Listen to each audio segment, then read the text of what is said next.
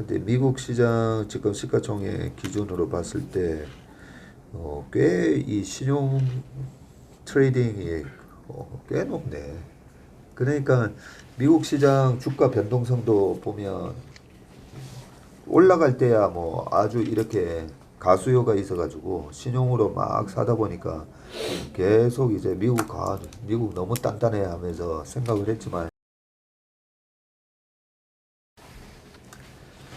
네, 체이러 상무가 풀어주는 미국 시장 시간입니다.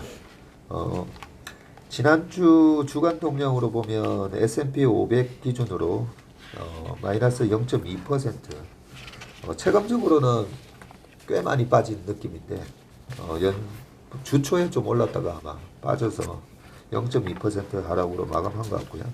다우지수가 0.24% 마이너스, 나스닥이 1.5% 마이너스 그렇게 돼 있고, 연초 대비로는 지금 S&P 500이 13.49% 하락, 나스닥이 22.37% 하락, 그리고 필라델피아 반도체 지수가 마이너스 24.43% 하락을 하고 있고요. 반면에 이제 크루드 오일 같은 경우에는 연초 이후로 지금 45.54% 올라 있고, 주간 단위로도 지난주에 유가가 또 4%나 올랐네요. 그리고 우리 코스피 시장 같은 경우에 지난주에 마이너스 0.86%, 코스닥이 0.9%, 연초 이후로는 코스피가 마이너스 11%, 코스닥이 마이너스 14.48% 그렇게 기록을 하고 있습니다. 원달러 환율 같은 경우가 연초 대비해서 지금 마이너스 6.63%니까 이 부분은 이제 원화 가치가 그만큼 하락했다고 보면 되겠죠.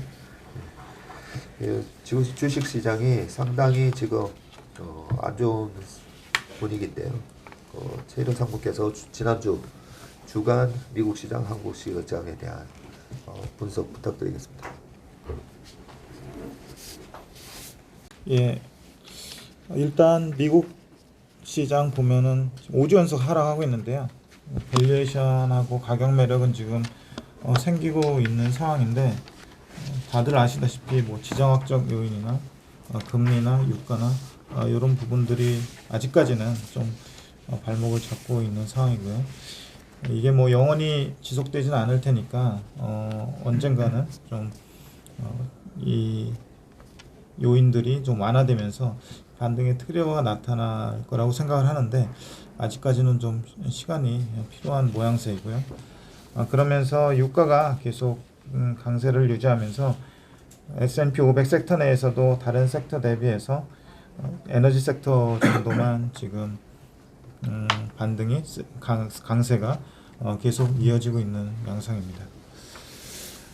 지난 주간의 S&P 500 그 상황을 보면은 주간 기준으로 0.2% 정도 하락을 했고요. 주중에 굉장히 그 요동치는 모습에 비하면 주간 기준으로는 그렇게 많이 빠지진 않았습니다. 그리고 12개월 EPS는 계속 꾸준히 상승하면서 0.3%를 기록을 했고요. 주요 기업 주가를 보면은 시총하고 일주일 주가 등락률, 그리고 일주일 12개월 포워드 EPS 조정치를 가져왔는데, 보시면은 지금 그 마켓캡으로 보면은 약간의 위치가 좀 바뀌는 거를 보실 수 있는데, 쉐브론이나 엑슨모빌이 저 밑에 있다가 최근에 연초 대비 주가가 50% 이상씩 상승하면서 상당히 위로 올라와 있는 상황입니다. 여전히 빅테크들 중에서 애플이나 마이크로소프트, 알파벳, 아마존, 테슬라 이 정도가 상위권을 차지하고 있고요. 그 뒤에 복합지주 회사인 버크셔 SA, 그리고 메타는 좀 뒤로 밀렸고, 최근에 선전하고 있는 유나이티드 헬스그룹, 그리고 엔비디아, 존슨앤존슨, 비자, 월마트, 그 다음에 엑슨모빌, 이렇게 미국의 S&P 500 시가총액 상위 종목이 구성되어 있습니다. 지난주 특히 그 에너지가 계속 강세를 보이면서 엑슨모빌이 7.6%가 올랐고요. 그리고 그 반대에 있는 아마존이 7.7%가 하락을 했습니다. 역시 12개월 포워드 EPS 기준으로도 엑슨모빌이 1주간으로 4.1% 이익 추정치가 상향 조정됐고요. 아마존이 1.2%가 하향 조정이 됐습니다. S&P 500 기준으로 보면 지금 연초 대비 13.5%가 빠졌고요. 12개월 포워드 EPS는 6.4%가 상향 조정이 됐고, PER은 지금 17.4배를 기록을 하고 있습니다. 그리고 PBR은 4.1배. 그래서 근래 들어서 가장 낮은 PBR 수준을 기록을 하고 있고요. ROE는 23.5%를 기록을 하고 있는데, 참고로 가장 험악했던 최근에 팬데믹 그 시점에서 PER을 보면은 2020년 3월 23일로 기록이 됐는데, 이때 13.4배를 기록을 하고 있습니다. 그래서 지금 기준으로는 한 4배 정도 차이가 나고요. 주요 기업 PER은 다 그 레벨 다운되는 분위기인데요. 애플은 25배, 마이크로소프트 26배, 그리고 구글이 18배 기록 거래되고 있고요. 아마존 40배, 메타 14배, 그리고 테슬라가 거의 90배, 100배 뭐 이런 수준으로 거래가 됐었는데, 최근에 EPS가 상향이 되고 반면에 주가는 빠지면서 60배대로 내려왔습니다. 그래서 65.6배를 기록을 하고 있고요. 또 그 상위 종목 중에서 밸류에이션이 높았던 엔비디아가 31배 수준까지 내려온 상황입니다. 그래서 전반적으로 FOMC 전후로 변동성이 컸지만 주간 기준으로는 S&P 500 기준으로 약보합을 기록을 한 주였고요. 에너지에 대해서 잠깐 모두에 말씀을 드렸는데, 지금부터 한 12년 전으로 거슬러 올라가면 2010년 4월 정도에서 시총 10위권 기업들을 살펴보면요, 그 당시에는 엑슨모빌이 1위였고요. 마이크로소프트, 애플, GE, 월마트, 버크셔 SA, 프록터 앤 갬블, 그리고 뱅크 오브 아메리카, 존슨 앤 존슨, 웰스파고, 이런 식으로 지금 S&P 500의 시총 10위권이 구성되어 있었습니다. 근데 지금 보시면은 애플이 1등인데, 중요한 거는 엑슨모빌이 10년 전에 시총이 318빌리언이었습니다. 근데 지금 386빌리언으로 10년 동안 가지고 있었다면 20% 정도의 시총 상승을 누릴 수 있었고요. 반면 애플은 그 당시에 238빌리언에서 지금 2.5트릴리언이니까 10배 이상 오른 것을 생각을 하면, 이 시클리컬 기업들의 어떤 변동성이나 이런 것들, 그리고 유가의 어떤 변동성, 이런 것들을 좀 구간별로 좀 실감을 할 수 있을 것 같습니다. 참고로 가져왔고요. 그 다음에 섹터 흐름을 보시면 역시 그간 상승을 이끌었던 IT나 커뮤니케이션, 자유소비재 이런 쪽은 계속 이익 조정치가 또 주가가 좀 둔한 편이고요. 산업재, 소재, 부동산, 에너지 섹터의 이익 상향이 계속 이루어지고 있는 상황입니다. 에너지가 49% 상승을 하면서 상대 성과가 압도적인 상황이고요. 최근 1개월 기준으로 보면 그래도 에너지 이외에 소재, 부동산, 산업재, 금융 쪽이 상향 조정이 됐습니다. 최근에 금융 쪽의 분위기가 약간 좋아지고 있는데, 금리 모멘텀도 있지만 그간 좀 시장에서 약간 마찰적 요인으로 작용을 했던 장단기 금리 차가 조금씩 확대되면서 모멘텀을 애드업 시키는 것 같고요. 말씀드렸듯이 IT나 커뮤니케이션, 자유소비재 모멘텀은 좀 약화되고 있는 상황입니다. 전번에 전무님께서 한번 말씀하셨던 미국 시장 신용잔고, 마진 대시라고 표현하는데요. 이 자료를 좀 가져왔는데, 이게 90년대 후반부터 최근까지 월간 기준으로 뽑은 자료인데요. 최근 한 2, 3년만 보자면 2020년 3월 코로나 때 신용잔고가 전저점이었는데 그때 당시가 479빌리언이었습니다. 근데 그 이후에 꾸준히 올라서 2021년 10월쯤에 그러니까 작년 말 부근이죠. 작년 말 부근에 936빌리언까지 올라갔다가 지금은 다시 좀 빠져서 800빌리언까지 내려온 상황입니다. 그래서 주식을 담보로 해서 다시 주식을 사는 그런 형태로 비슷하게 우리나라처럼 이루어지는데 800빌리언이라고 하면 잘 감이 안 오실 텐데 800빌리언 달러라고 하면 잘 감이 안 오실 텐데 이게 우리 돈으로 한 1000조 원 수준입니다. 1000조 원 수준이면 약간 그 비교 가능성이 좀 뭐 떨어지긴 하지만 우리나라 지금 국내 신용잔고가 22조 원이거든요. 그러면 22조 원에 45배 정도입니다. 근데 뭐 이것도 약간 좀 무리는 있지만 국내 시총하고 미국 주식시장 시총을 비교를 해보면은 그 국내가 달러 기준으로 2조 달러의 시총을 가지고 있고요.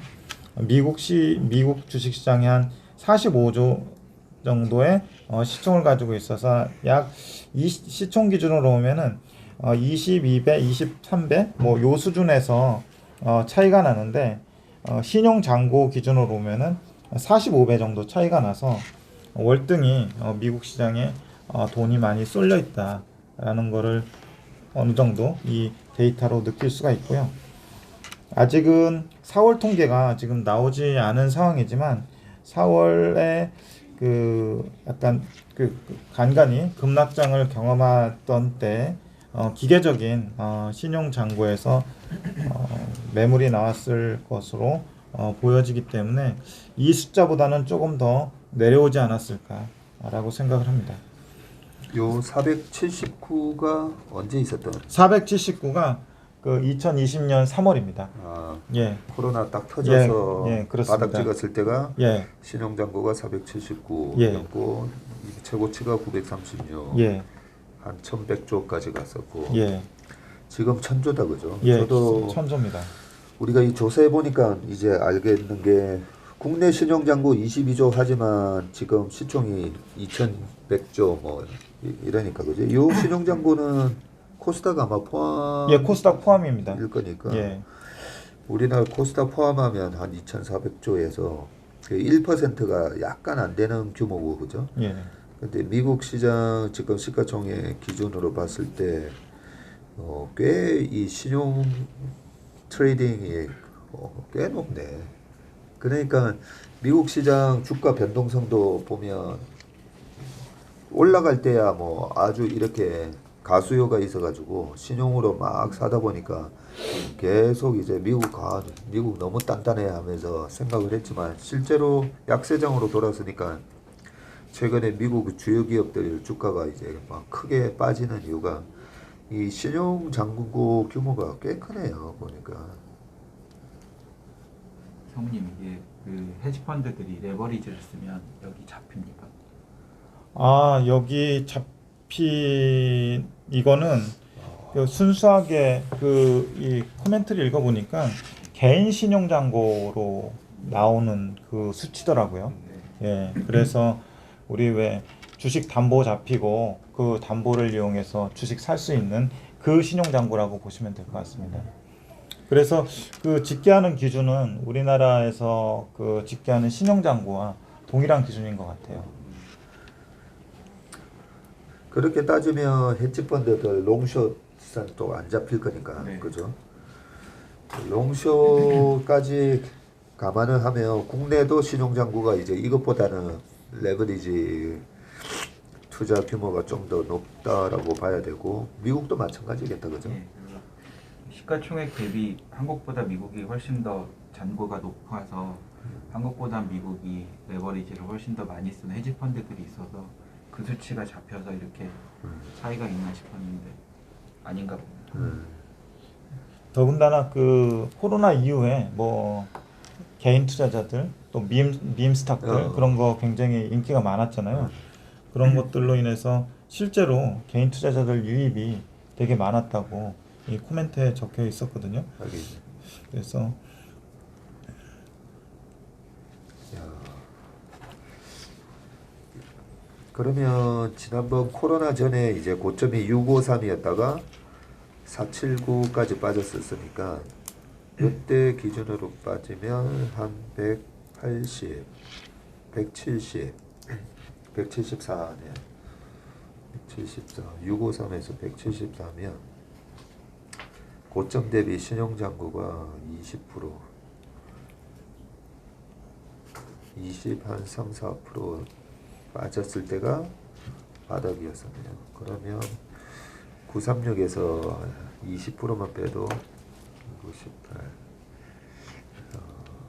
그냥 뭐 제가 단순하게 653에서 479까지. 근데 이때 당시에는 뭐 코로나 또 상황이긴 했으니까 그죠? 근데 고점 대비 이제 저점의 신용잔고 비율을 따져 보니까 지금은 136 정도 빠졌으니까 아직까지 한 14%그 정도 수준인데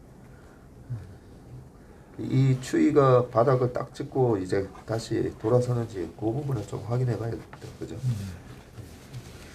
알겠습니다. 예, 그리고 금리하고 인플레이션, 장단기 금리, 하이힐드 스프레드인데요. 계속 전반적으로 모든 지표가 레벨업되고 있는 상황이라서 주가 상승에는 좀 압박 요인이긴 한데요. 미국제 10년물이 지난주에도 20bp 올라서 3.12%를 기록하면서 3%에 완전히 안착을 했고요. 기대 인플레이션은 다만 8bp 정도 빠지면서 2.86%를 기록했습니다. 그래서 실질 금리도 기대 인플레이션이 빠지면서 기대 인플레이션이 빠지고 또 장기 금리가 올라가면서 0.26%까지 올라갔고요. 그래서 실질 금리도 장기간 그 마이너스권을 기록을 하다가 최근에 플러스권으로 돌아선 상황이고요. 장단기 금리 차는 10년물 마이너스 2년물 기준으로 0.39%를 기록하면서 주간 기준으로 17bp가 올랐습니다. 역시 그 장기 금리가 지금은 단기 금리보다 조금 더 빠르게 올라가고 있는 상황입니다. 하이힐드 스프레드 보면은 하이힐드가 계속 상승하면서 하이힐드 스프레드도 같이 올라가고 있고요. 다만 하이힐드가 더 세게 올라가고 있습니다. 지난주에 42bp가 올라가면서 7.19%를 기록을 하고 있고요. 그리고 하이힐드 스프레드가 25bp가 올라가면서 4.18%를 기록하고 있습니다.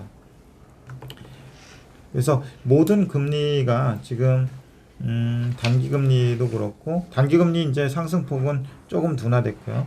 장기 금리는 계속 올라갔고 그리고 하이힐드라는 그 정크본드 등급이 낮은 회사채들도 급하게 올라가고 있고 국채도 올라가고 있는데 AAA, BAA 이런 그 우량한 다소 하이힐드보다 등급이 좋은 회사채 수익률도 각각 20bp 정도 상승하면서 4.28%, 5.15%까지 올라가 있는 상황입니다. 그래서 계속 이 상승세가 좀 꺾이고 있지 않은데 이런 좀 상승이 계속 되는 거는 약간 증시의 경계 요인일 수 있는데 특히 이 하이힐드 쪽에서 하이힐드 쪽은 괜찮은데 하이힐드 스프레드 쪽에서 좀 계속 스프레드가 확대되는 모습은 좀 더 경계해야 될 모습인 것 같습니다. 그 다음에 상품 시장 보시면요. 유가가 110불 근처까지 올랐는데 109.77불을 기록을 했고요. 주간 기준으로 4.9%가 올랐습니다. 리그 카운트가 5기 정도 증가하면서 557기를 기록했고, 구리는 4.26달러를 기록을 했는데, 구리는 다른 원자재에 비해서 그다지 크게 변동은 없는 것 같고, 고가에서 계속 등락을 하는 상황입니다. 달러 인덱스 보시면은 지난주에도 0.4% 올라서 103.66. 그래서 최근 10년간의 그 달러 인덱스 차트를 그려보면 대충 요 정도 수준까지 올랐다가 박스권을 그리곤 하는데, 지난 그 2010년부터 2022년 최근까지 보면 요 수준까지 올랐던 구간이 한 2번 정도 있고, 지금까지 한 3번 정도인데, 이 구간을 통과하는지 뚫고 가는지 아니면 여기서 좀 등락을 하는지 좀 살펴봐야 될 것 같고요. 원달러 인덱스도 마찬가지입니다. 최근 전고점 비슷한 수준까지 좀 올라와 있는데, 이 부분도 좀 봐야 될 것 같고요. 근데 대체로 큰 뭐 위기 상황이나 뭐 이런 것들이 아니면 원달러 환율 같은 경우 박스권에서 크게 장기적으로 보면은 좀 등락하는 모습을 보였기 때문에 좀 체크를 해봐야 될 것 같고요.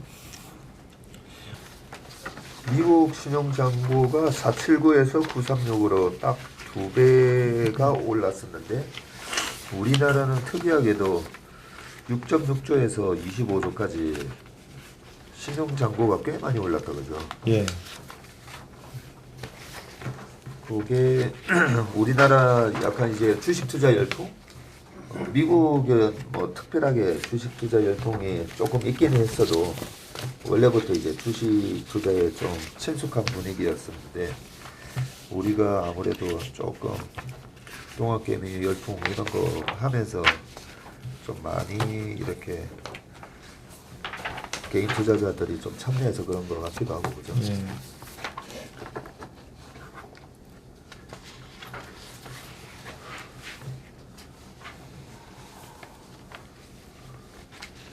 또 빠질 때는 그렇게 막 세게 빠지고 이러진 않은 것 같아요.